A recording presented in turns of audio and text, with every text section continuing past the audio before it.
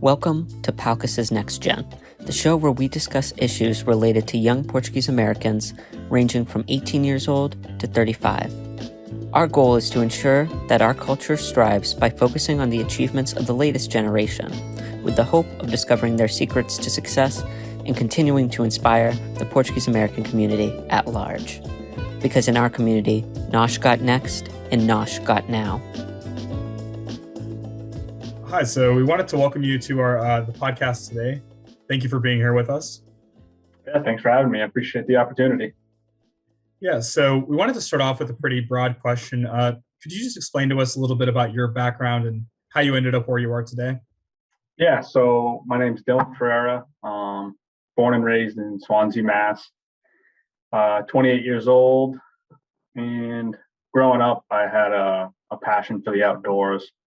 So I love to fish, I love to hike, and just be outside. And then I played soccer. Growing up, everybody does their rec league and travel teams in high school and all that stuff. So played soccer a ton.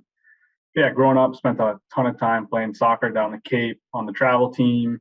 And then after soccer, my father and I, we would go fishing at some of the ponds down there for rainbow trout. And that's where I sort of grew a passion for trout fishing. And then as I got older, I was able to explore more sort of on my own and started largemouth bass fishing and saltwater fishing, and then got into the hunting world with deer and waterfowl and turkey. And that's where I grew my passion for, the work I do now as a wildlife biologist, where I'm helping conserve and manage, wild species that people care so much about, whether it's for wildlife viewing, to hunt or to fish, or just, to know that nature is available to people. So then I went to BCC, Bristol Community College. Then after there, I went to UMass Amherst, got my bachelor's degree, and now I'm currently enrolling at URI for my graduate degree. So working full-time for the Division of Fish and Wildlife within Rhode Island, and also a full-time grad student. So hopefully wrapping that up here this semester. Cool, my man. You want to tell me a little bit about just sort of your Portuguese background? Yeah. A little bit about that.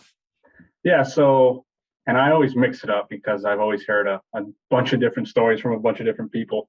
But so on my mother's side, my Bavu, he was born in the Azores, but oddly enough, his mother was born in the States and his father was born in Brazil.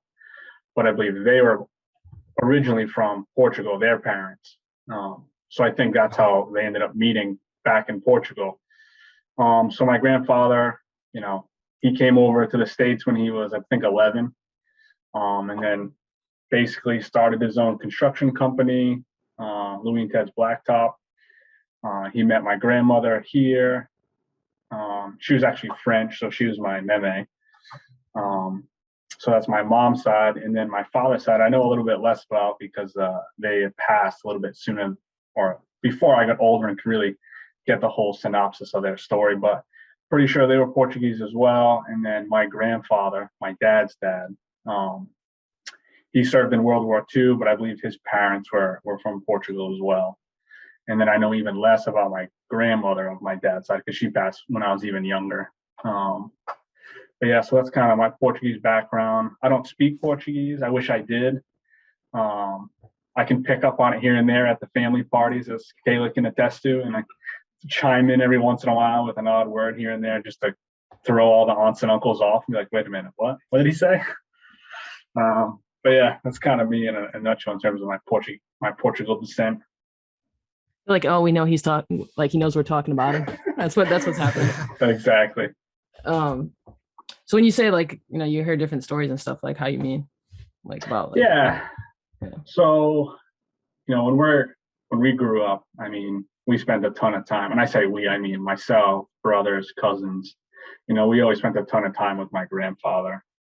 And then we would spend time at our aunts and uncles' house, my mom's sisters and brother's house. And we'd always hear different stories of, when my grandfather came over, what he used to do back on the island. And he was from, I'm going to butcher it, but it was trying to think here, with a P, like St. Perd or something. I don't know. Yeah.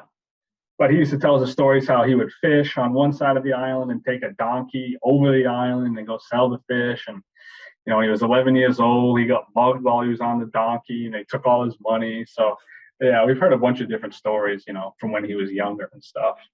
But, yeah. And did that kind of inspire you to pick the career choice that you did?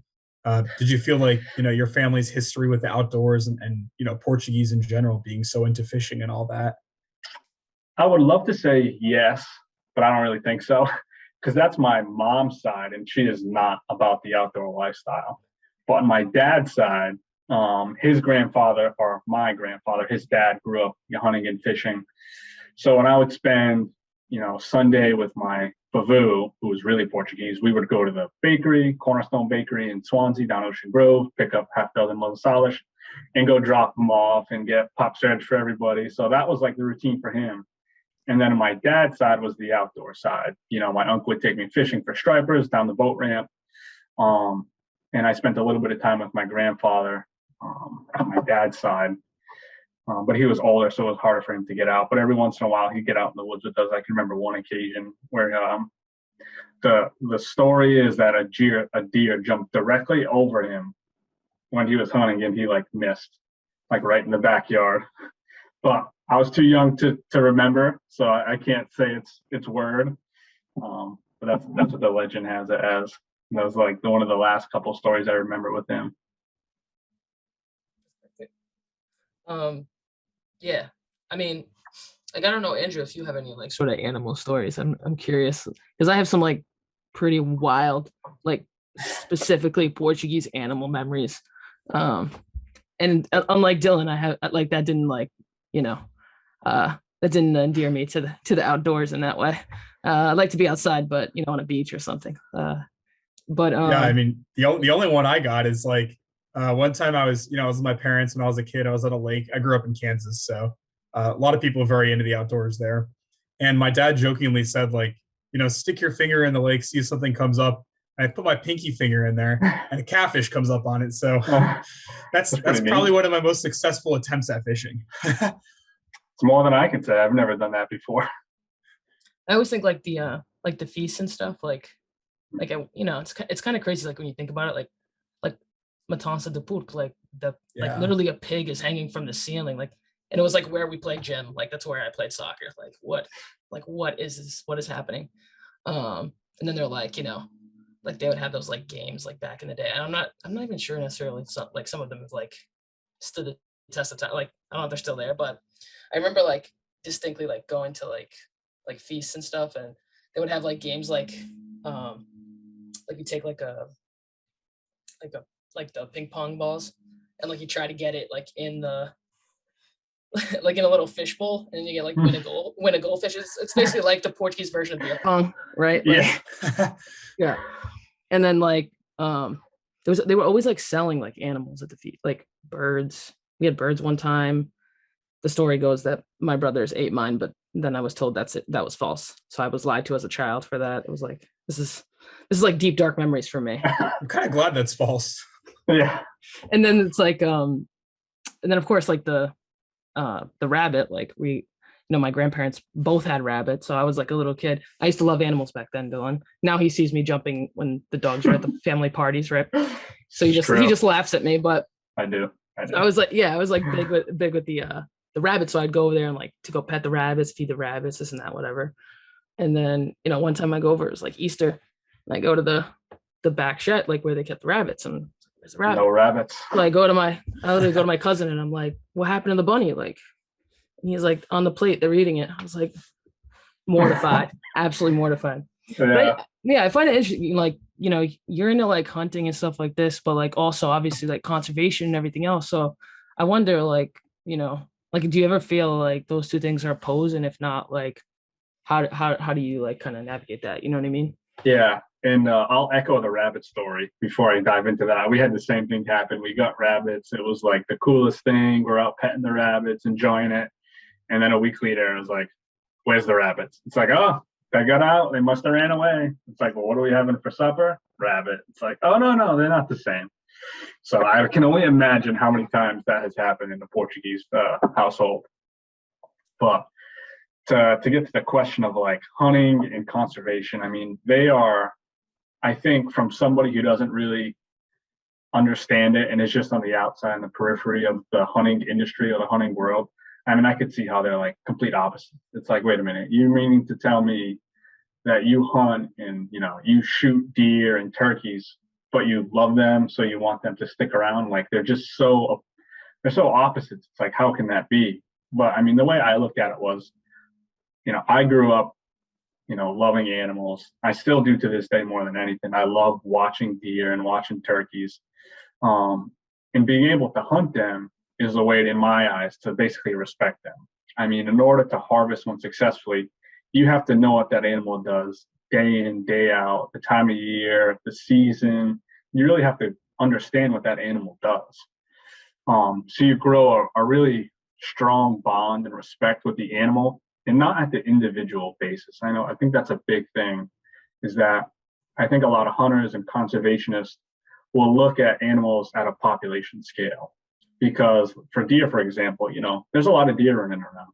And if there's too many of them, they can have impacts, negative impacts, like deer in vehicle collisions, or, you know, forest impacts. You know, the regeneration of forests, their composition can change, so you don't have certain tree species which other wildlife depend on. So hunters and conservationists, in my mind, can see the grand scheme, the big ecosystem level, and say, okay, there's an overabundance of deer, or just enough deer where hunters can harvest them and not impact the total population of deer, so that the deer and the species that maybe depend on deer to potentially, you know, the way deer eat the forest and they browse on certain species, you know, that affects the forest composition. So if there were no deer, it would just be like a very thick forest everywhere. And some species don't like a very thick forest. And if there were too many deer, there'd be like no forest, because the deer would eat everything. So the deer, in my mind, they kind of serve as a balance to the ecosystem. So, you know, and in addition to just the ecosystem services that hunters provide by keeping population levels down, is they provide the majority of funding for wildlife conservation today.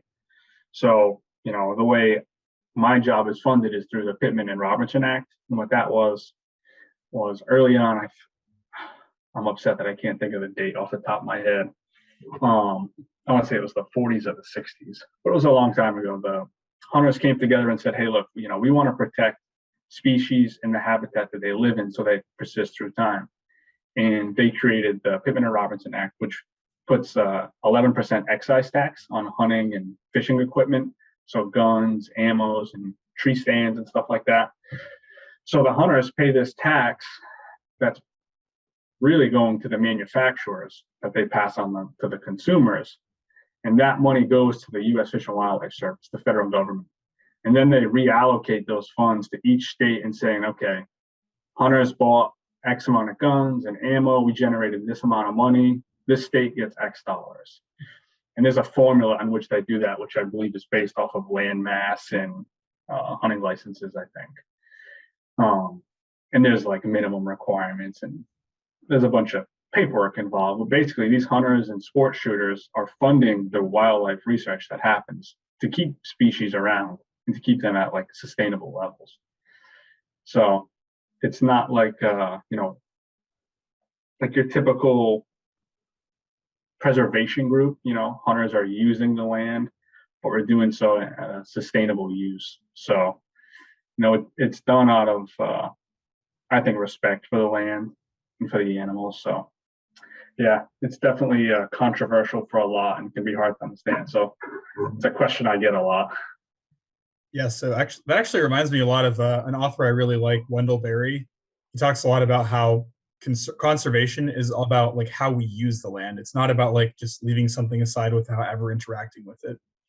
Do you think that maybe this could lead to like kind of new coalitions around environmental issues, or maybe help people see like all of the sides of like outdoors activities and what that might look like? Because I think sometimes we get caught up with labels and all that stuff when we think like, oh, hunters means one thing, conservationists means something else. But instead, this seems like a really sustainable model where people can get thinking about the environment maybe break through some of those cultural, stereotypes that people have? Yeah, there's definitely like I shouldn't say a ton, but there's more and more conservationist groups that are kind of based around hunters, that are, I think, representing hunters in a very good and positive way. The Backcountry Hunters and Anglers Association, or commonly known as BHA, they're a great organization, nonprofit organization that stands up for what's right, for what's first off wildlife. They put wildlife and conservation first, and then they stand up for hunters. So yeah, there's the Rocky Mountain Elk Foundation, Ducks Unlimited, Trout Unlimited. There's a ton of organizations, and most what happens is there'll be, like, for Rocky Mountain Elk Foundation or Ducks Unlimited, it's usually like species based, or National Wild Turkey Federation. So like that group of hunters sort of forms their own group and kind of specializes on that species. And then you have the other groups like BHA, and they're kind of just an overarching group that oversees almost everything, and a lot of policy and public land regulations, which is critical for everybody today. Public land is decreasing every day. I mean, every year, I would hate to see the numbers of the amount of land that's getting developed, and the places that we lose that we can go and explore.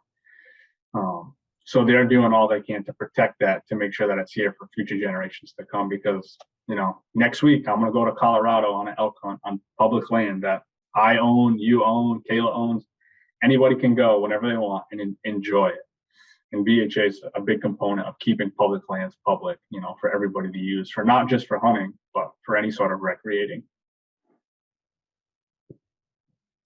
Yeah, I'm curious, like, obviously, like, your passion for the outdoors was like pretty early on, and like with being around your family and everything else. But like, how'd you know like when this was like a career path? Like, I don't people when I usually like young kids, like when they're like, oh, I like the animals, I want to be a vet. Like that's always what people go to. I'm curious, like, when were you like, oh, I want to be like a wildlife biologist? When did you even know it was like a thing? Yeah, so it's a good question, because it's not the path I chose early on. I went to Diamond Regional Vocational in Fall River, and I went to be an electrician. So I played soccer growing up, and then I was like, well, after high school, I'll be an electrician. And I did it for a summer, and I was like, this isn't really for me. I'm going to try and play soccer professionally. I know, crazy. So trying to think of the way I did it. Actually, no. I went to BCC to be an electrical engineer. And then I did that for 2 years, hit Calc 2, and I was like, I'm bowing out. Calculus 2. I thought I was good at math, and I was like, I'm not good at math. And then I was like, oh, something, maybe I'll play, professional soccer. Like, I was never the best kid on the team, but, I thought if anybody tries hard enough, they can do it. So I played, got recruited by like a couple random, colleges, D2 and D3 and stuff like that. And tried out for a semi-pro team in Vermont, didn't make it. And then I was sort of like, all right, well, I'm going to switch my major to like sports management or something, in that career field. And then I got a phone call this was during the summer.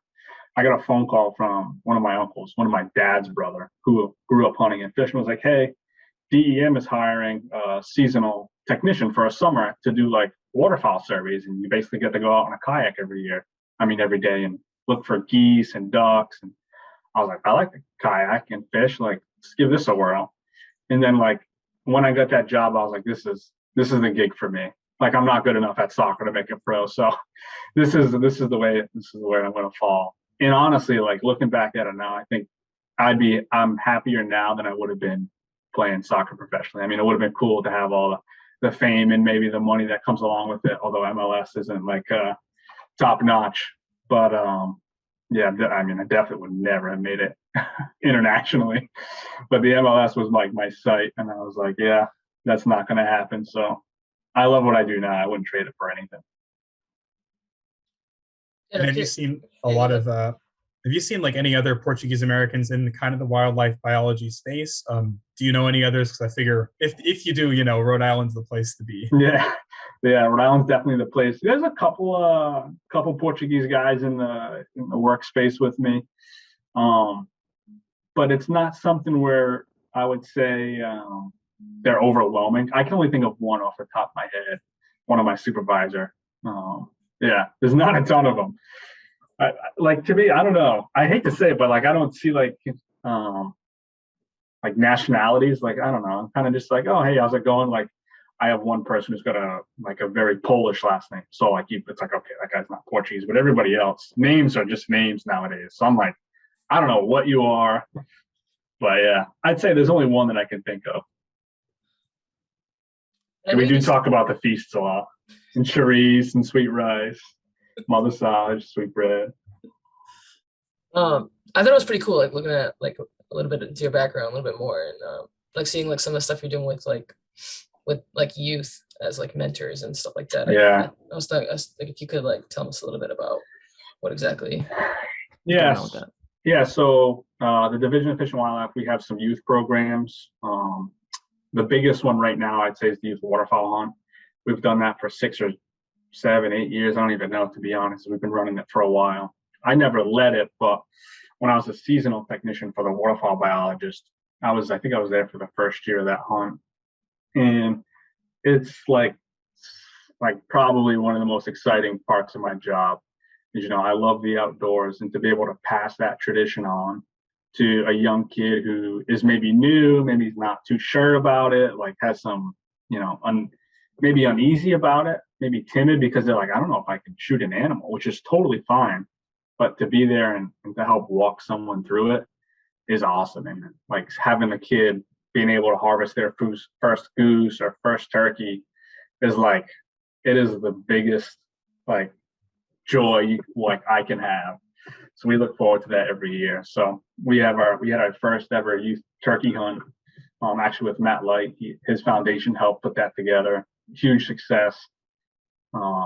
And it's just, I don't know, it's so much fun to sort of give back to the younger kids because, I mean, they're so impressionable, and to be able to reach them and kind of show them the ropes, on a positive side, and not let people paint hunters in a bad way before they kind of make up their mind of whether they want to do this or not. I like to think that we expose them to it in a positive light. And if they don't want to do that in life, that's fine.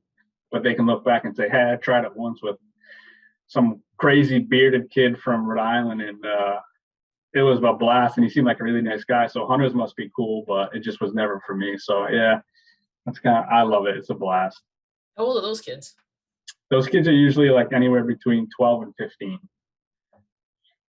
So yeah, I'm curious because you're someone who strikes me as like the generational divide isn't a divide for you, and like because personally, like I've seen you interact with children and stuff, and obviously talking a little bit about like this mentorship program, that kind of thing, and I also know like how tight you are with your grandfather and everything like that. And I wonder like if that's if being outdoors, or if being with nature, with the animals, I don't know if that like influences like the way you interact with people, and like and like in terms of like differences for example for age. Yeah, for sure. I mean, I literally will spend like, I was fishing with our cousin Marcos in Rafi the other day, and Rafi's, I don't know, 35. Marcos is his son, who's 5-ish. Beth and Raf. Don't be mad if I get it wrong. He's a toddler, And then I go fishing with my 85-year-old grandfather. It's just like, some people have a high skill level at something, some people have no skill level, and that's okay. So I like to be there to help facilitate them interacting with the wild and like growing to appreciate it, and kind of maybe teach some things along the way. Not to say that I don't learn anything, because I'm always learning from people. And especially teaching new people, something that they've never done before, it kind of helps you kind of hone your skill and learn a little bit more and think about things in a different light. But yeah, being able to spend time outdoors with people of all ages, all groups, is like such a great way to meet people, spend time with people. You're away from the day-to-day grind, and it's just you and nature, and you can really, disconnect from the crazy life that everybody lives now. So I love it. I think it's really important. Like, I sometimes, especially during this pandemic, it's so easy to feel overwhelmed by like the Zoomification of everything. How would you suggest somebody like, get more involved with the outdoors? If, for example, I know a lot of people who are afraid of bugs, who don't want to get sunburnt. A lot of people have many hangups about going outside. So what are some of the suggestions you have for bringing people along, kind of giving people a chance to experience that on their own terms? Yeah, I'd say, YouTube is like great for somebody who like may want to even like as simple as like just go fishing. Like to me, it's like a normal activity. I just close my eyes and I just go fishing. I don't really think about it anymore. But for somebody who's never done it before, it could be a daunting task because like bait and hooks and line, and it's like, what if I get hooked and what do I do with the fish after? And it's like all these things I don't think about anymore. And like YouTube's a great resource, for stuff like that. And in addition to like the public domain kind of YouTube side of things, the Division of Fish and Wildlife, we have our hunter education department whose main goal is to help educate people on how to hunt and fish. So we have a ton of free resources online. We have classes on, land navigation, how to deer hunt, how to turkey hunt, a bunch of these things. And that's all right on our website. So anyone could go to, Rhode Island DEM, Division of Fish and Wildlife, just Google that, look for hunter education, and, you're going to find a wide variety of resources for somebody. Or you could just, send me an email. My email's on the website, I would imagine, and I'd be happy to point somebody in the direction of, help them get to where they want to be. And on a similar note, like you mentioned that you've learned a lot by teaching others. So what's been kind of one of the most important lessons, not necessarily just in how to do something, but really like a life lesson that you've gotten from being able to come together across generations in the outdoors? Oh, that's a tough one. I like to think just to be patient is the biggest one. Everybody's always in a rush trying to get something done right away. It's just take a breath, relax. It's going to happen. It may not happen right now, whatever it is, but put your mind to it and just be patient, work hard. And that's all you can really do. And it helps. I think being patient like the way I look at things now is, being patient, it helps you. I don't know if accept failure is the right word, but if you're patient, it's like, I'm looking to buy a house, like right now as we speak. And we haven't gotten one yet. So you can look at every day as a failure, like, I haven't gotten a house yet. Today was another failure. But the way I look at it is if you're patient and you're willing to wait and work hard and just keep at it, but be patient, you're never going to fail because you're always going to strive to. And that's how I succeed. I mean, every time you go fishing or deer hunting, you're not going to catch what you're after. So if you're patient, it's like, okay, maybe not today, but maybe tomorrow. It helps you keep a very positive attitude going through life of, not getting down if something doesn't go your way. So that's kind of how I like to I always tell Allison, I'm like, just be patient, relax. We'll get a house, don't worry. Or the fish are going to come. Do you have any advice for people that might be interested in becoming a wildlife biologist? Yeah, so the Division of Fish and Wildlife, again, on our website, we have a volunteer coordinator who manages volunteer opportunities. So anybody from kids to adults, people who are retired, in school, reach out to our volunteer coordinator, Jennifer Brooks, and basically be like, hey, I'm interested in X, whatever you're interested in, or nothing at all. And just I want to know what this gig is all about. I want to find out how I can help. And that's your best way, for one, to figure out if you like it or not. And two, get your foot in the door, because then you're going to work with somebody usually like myself as a biologist. And we can be like, hey, Kayla did a great job catching and wrangling geese today. She should maybe apply as a seasonal position like I did. And then from the seasonal position, I got a full-time position. So, volunteering in any way you can, with the state agency is a really good way to get that ball rolling in a wildlife biologist career path. So yeah. Do you feel like, and this might be a stupid question, but again, I'm just gonna admit my ignorance. Do you feel like you're you working with geese? How much of that can be extrapolated to working with deer? Do you know what I mean? A lot, yeah. If you work with deer or geese or fish or rabbits, a lot of the work that we do is similar. A lot of times we're counting individuals or we're marking them, or we're tracking them. So maybe the field techniques may be different of like how to catch a goose versus how to catch a deer, but a lot of the equipment maybe that we're using may be the same, whether it's, you know, a GPS collar or a GPS or a VHF transmitter. You know, some of them go on the neck like a dog collar. Some go on their, for geese, they go on their ankles. For some birds, they get glued on their back. So once you kind of work with one species, you know, you can definitely, don't think of yourself as being pigeonholed to that one species. Like I started my career working on waterfowl, and then I worked on pine marten, and I worked on deer, and I did some bat work and fish work and a little bit of moose work and some lynx work. So there was like camera traps and collaring and banding and GPS tracking. And yeah, the field is so wide. I mean, you could do anything. And I think if, you know, someone like myself are looking at to hire somebody, we want to be able to see that breadth of experience, to know that, like, all right, whatever we throw at this person, they can pick it up and run with it. And so then what do you guys do with that data afterward? Yeah, so I'll speak specifically, at least for what I'm doing right now. So for deer, one of the ways that we want to monitor them is to monitor the population. So when hunters go out, they harvest the deer, they have to report back to us and say, I shot X deer, and it was a male, it was 150 pounds, it had good overall condition, and I shot it in Tiverton. So we can take data like that and combine it with other data where during a certain time of the hunting season, hunters have to actually bring their deer physically to people like me, biologists, and we collect a little bit more information, you know, very specific weight, how thick a deer's antler is, how old they are by looking at their teeth.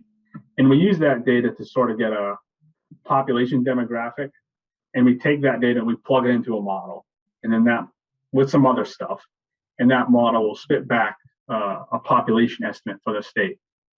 And that's just like one instance of how hunters are helping conserve wildlife. Because without that data, we may not know how many deer are in the state, because we can't go around and count every single one. We need some other way to sort of get a grasp at it. Yeah, I'll keep it real. I had no idea like the teeth was a way you Yeah. you got to age. I'm like, listen, I remember, you know, the counting the rings for the tree. That's about as far as I got. Yeah, so the way you age a deer is basically you look how much their teeth are worn down, because they'll eat their food and then they'll regurgitate it, chew it, and it's back and forth. So they grind and grind and grind. So we just look at how worn their teeth are. And then one of the ways that we like check ourselves is the front incisors are sort of like a tree.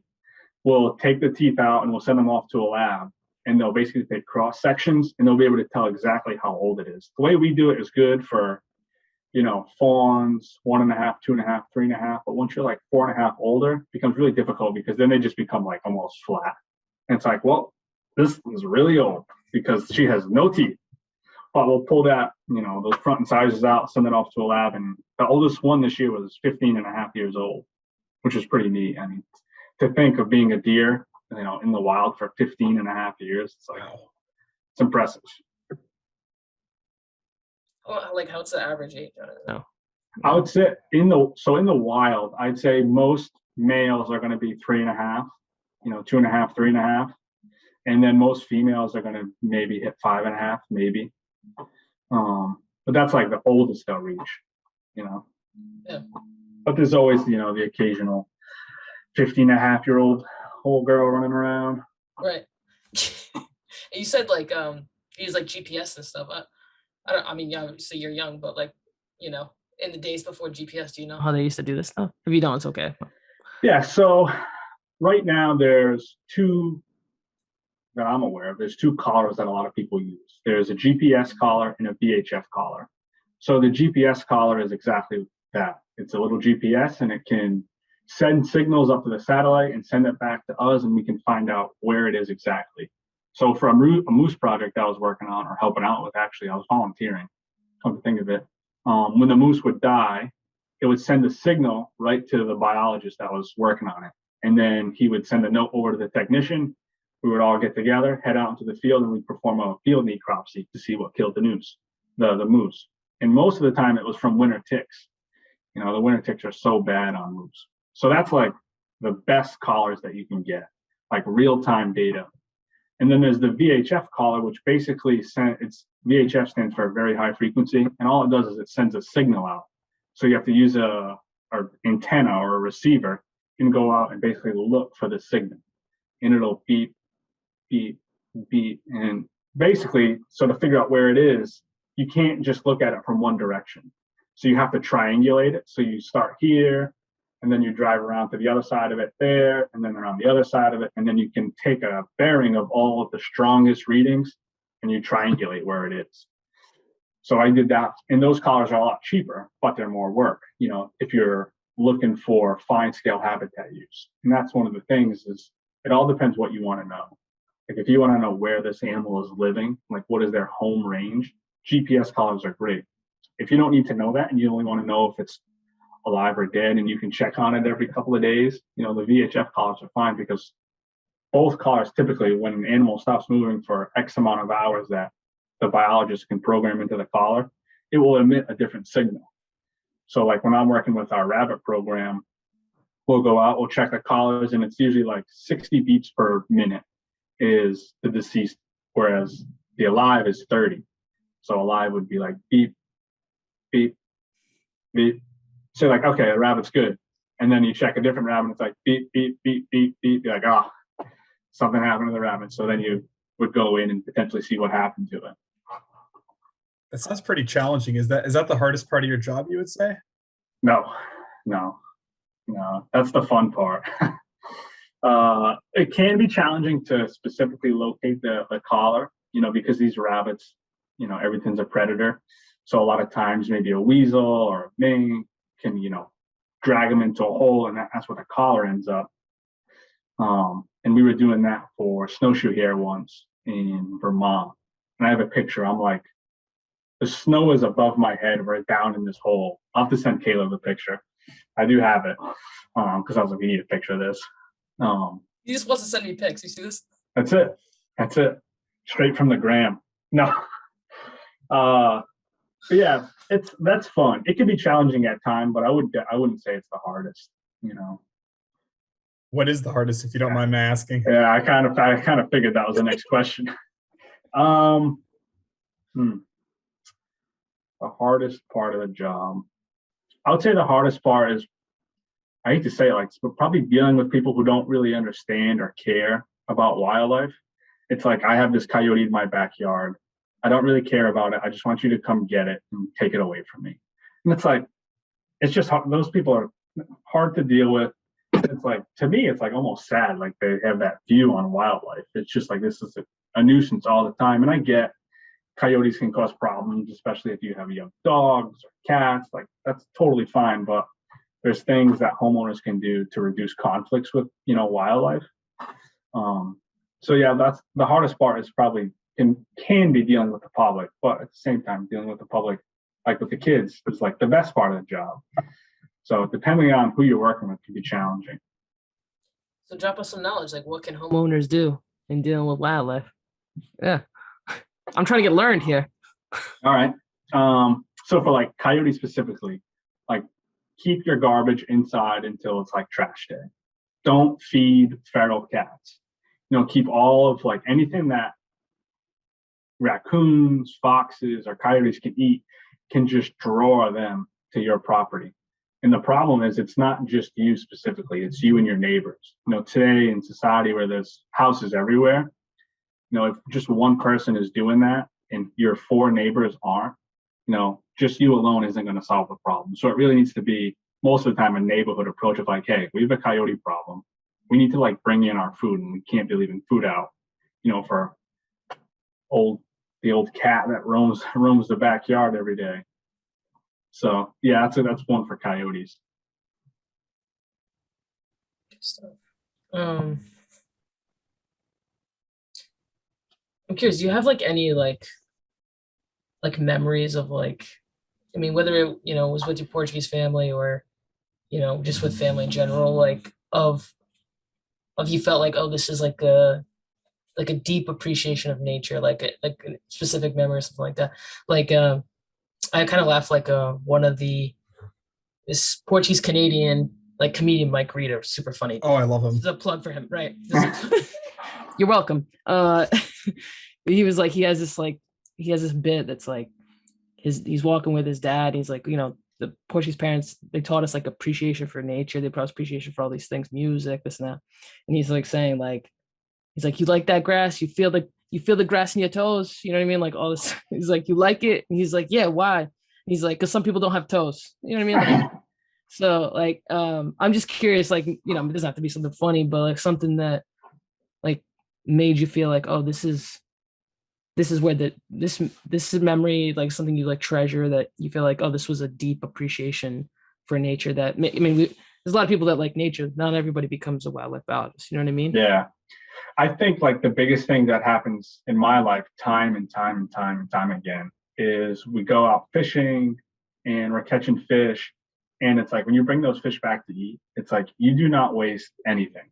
Like nothing goes to waste. It's like we're not just going to catch these fish and have a little bit and like throw the rest out or let it go to waste. And to me, that just is the utmost respect for the animal or for the fish. It's like this fish or an animal gave its life for you to eat. It's like you should use as much of it as possible. And that has just repeatedly been the case, through my entire life, of just utilization of the entire, the fish, whether it's, black sea bass, striper, scup, it doesn't matter. You use all of it. And to me, like that's most important to me, because now I enjoy getting my own food that's wild and sustainable, because it's definitely healthier. So to me, like that's awesome. And I don't take that lightly, because I think a lot of people like to live that way, but don't have the opportunity to, or don't know how.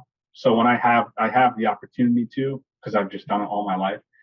So every time I catch fish, if I'm not going to eat it, I call up our uncles, and it's like, hey, do you want fish? And it's like, yes, I want fish. Please bring them now. And it's like, I'm super happy to, provide, that wild and local food to, my family members. So yeah, definitely just like using what you catch is like super huge for me.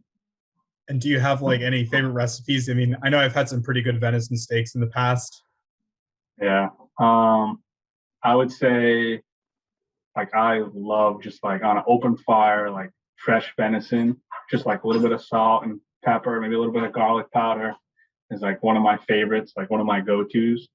And then for fish, like deep fried black sea bass is like my number one go-to. Like I just absolutely love it. And have you been back to Portugal to have some of the seafood there? Yeah. We went to.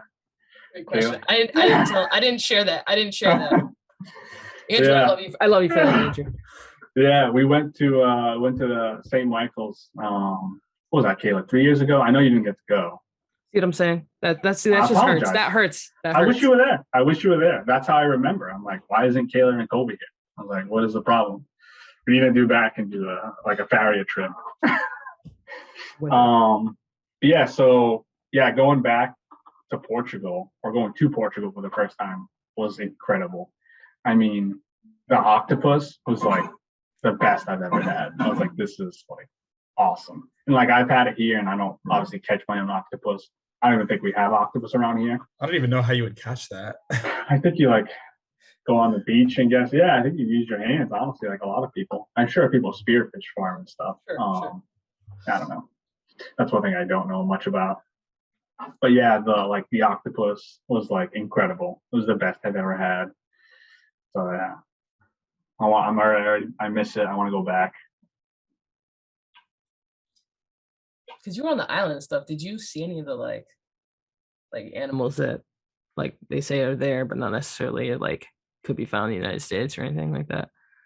Nah, we didn't see much for animals, to be honest. Like I was looking, like I can't think of anything that I was like, oh my God, can you look at X? Like there was a lot of cattle, donkeys, dogs all over the place. Like that's the only thing I can think of that like stuck out to me was like cattle everywhere, corn everywhere, your occasional pineapple farm. Yeah, banana farms, that was cool. like I was thinking like I'd done a little bit of research on research. I was reading other people's real research like you do. Like you do real research. I just read other people's things and then I try to find what's interesting to me. But but I had seen like if you go like to Bristol, like Cold State Park, one of the bigger parks, in that town, like in Rhode Island, like you can find like slippery like limpets or something. So they're like small like limpets. But like, in the Azores, like the limpets are like they appear totally different. And like they're actually like I think they're like endangered. And so like you're not able to like technically you're not allowed to just kind of right out the water sort of thing. So it's like loppage is the word in Portuguese, right? Yeah, I didn't know limpets until I could Google and thought about it, right? See, I didn't know what that meant. So like, I didn't know what the English word was until you did the translation. Right. So I like had to do some like learning about this, but I was like, that's why I asked about different animals because I was just curious, like in my mind, because I used to eat the ones at the town beach, and then we'd go and get them, kind of thing, right out the water, rocks, whatever, and then like one time they got like this is another plug from Portugal in Fall River, sort of like this Portuguese supermarket. My parents got like these limpets from like the Azores. I think it was Azorian or it was Madeira, but anyway. So my mom like comes home and she's like, "Oh, you like these?" And I was like, "What are those?" And she's like, "It's loppish." And I was like, "Those aren't loppish." Like I didn't. So yeah.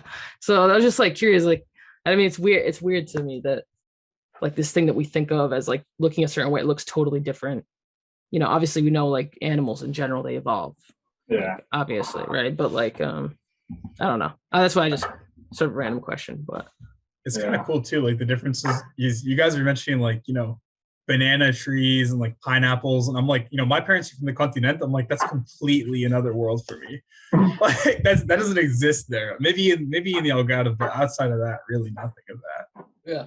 Oh, my father always talks about like, oh, it's not like you get the fruit right off the tree. Like he's like the fruit here. And I'm like, and now I've sort of come around to it because I'm like, why are these strawberries lasting 4 days? But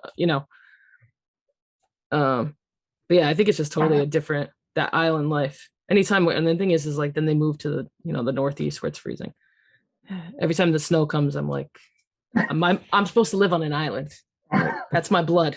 You know what I mean? Yeah. But yeah, I don't know. Do you think like any of that like did you feel more in touch when you were over there like with nature? I just find like all those pictures of something else, like all the green and beautiful water, Yeah, especially like when we're like way up on the mountain, like looking over Set Cidade. I probably said that. Probably butchered it. Yeah. Oh, that's pretty good. All right, we'll go with that.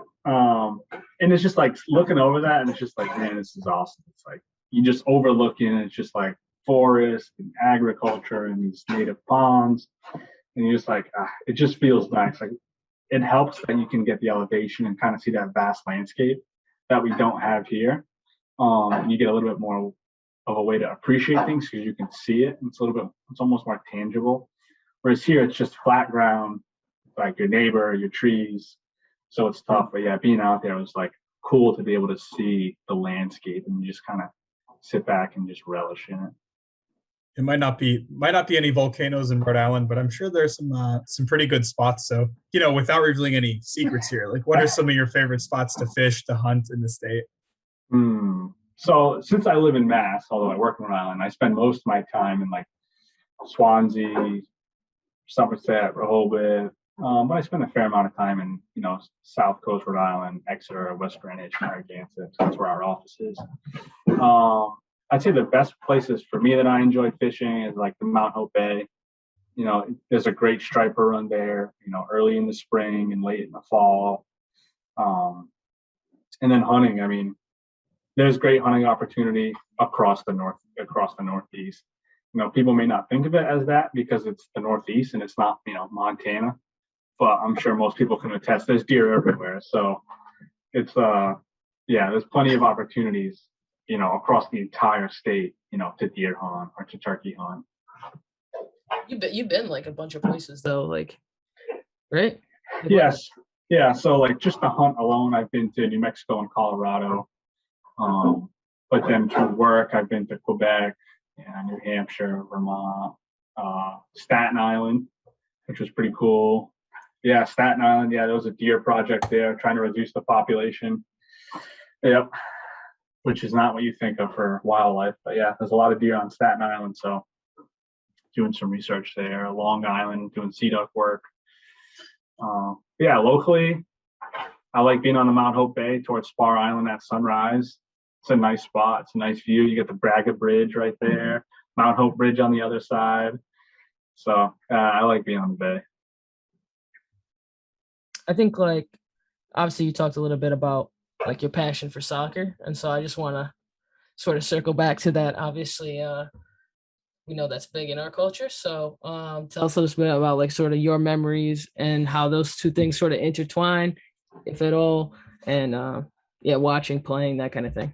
Yeah, grew up playing soccer. It was kind of just like, I think like every kid does around here. You play your rec league, and if like your parents either are Portuguese or you're halfway decent, you end up playing for a travel team. It's just kind of how it goes. So I played town, and I traveled a little bit. I never played for any of like the premier teams, just because I wasn't good enough to get like a free ride. My parents like, we ain't paying for that. It's like, it's crazy. So yeah, I did travel. I did a little bit of rec, and then obviously, middle school, high school, 2 years of college. To be honest, I don't watch a ton of soccer. I don't watch a lot of TV just because, like, if I'm home, I'd rather be like occupied, whether I'm tinkering with my fishing stuff or actually fishing or hunting. But yeah, like I still to this day, I'll play once a week, Friday mornings before work. Our cousin Matthew plays. He plays with us every once in a while. Kayla should come out tomorrow morning, 6:30 in Warwick. I can't. What position did you grow up playing, and do you play the same one now? So I would play typically striker or sweeper, Nice. just because I was like Very different semi-fast. ones, though. Yeah, Kayla, still give me that look. I was fast, so that's all I had. So fast up top, and then fast to make up for my mistake on sweeper. See, I'm gonna try to like make up for not inviting my cousin on here and say she's a better soccer player than you are. I can take that. She did win skills competition of the year or whatever that she doesn't let us forget about. Yeah, no, that reminds me how much I miss playing soccer. Like just with COVID and all, like my law school team is just like not playing. And oh my gosh, I really need to get back to it. Yeah, so we play, and we're always looking for guys. Warwick at 6:30 every Friday morning. We play. It's a little trek from Philly. Oh yeah, if you're not in Rhode Island, it is quite the haul. Yeah, quite the haul. But yeah, I love playing soccer. I feel like between like even hunting, like you sit there and your mind can wander. You got nothing going on. You're just sitting there thinking about stuff. But soccer is probably one of the only times that my mind goes completely blank. It does not think about anything other than soccer. Like maybe like when there's a deer in front of me, I get all nervous, or when I'm fighting a fish. But playing soccer, my mind just completely goes blank. And like to me, it's so refreshing once a week just to decompress, forget about everything, because I can't hunt and fish every week. So it makes it easy that I have this kind of routine in it. Trying to stay in shape as best I can now that I have an office job. Is your brother now doing it with you? He went 2 weeks ago and played. So now that I'm working from home mostly, we could carpool, come back, drop him off and stuff. But tomorrow I actually have to go to work I'm got a meeting in the morning, so we're not going to carpool. But yeah, he went not last week, the week before. But yeah, I'm trying to get him to it. He's trying to get back in shape, so trying to drag him to it. I thought your brother was like also trying to get involved with like wildlife and stuff like this. Like aside from like I know you guys do recreational stuff together all the time, and I'm just curious if you could talk a little bit about sort of like, obviously being young and sort of like uncles, parents, whatever, like being involved, but like now, I mean, for you, it's still like family. They're around. Like, what does that like mean to you and stuff?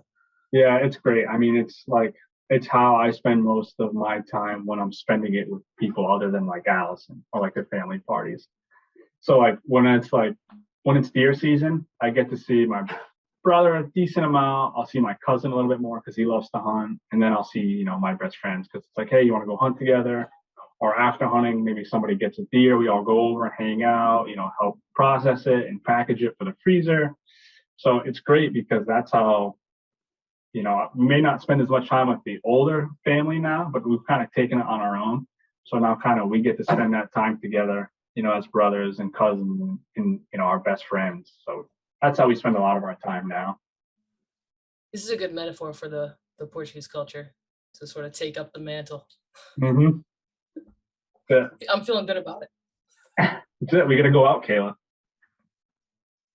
I'm with you. There's always an open spot on the boat. Yeah. I'm a little bit concerned with the worms. That's what gets me. That's my hang up. No worms. We don't have to use worms. Okay. I'm there. That's it. What are you doing tomorrow? No, I can't. It's mother's birthday. And then Allison's birthday. It's a busy weekend for me. Okay. I don't have any more questions, but Andrew, if you have any.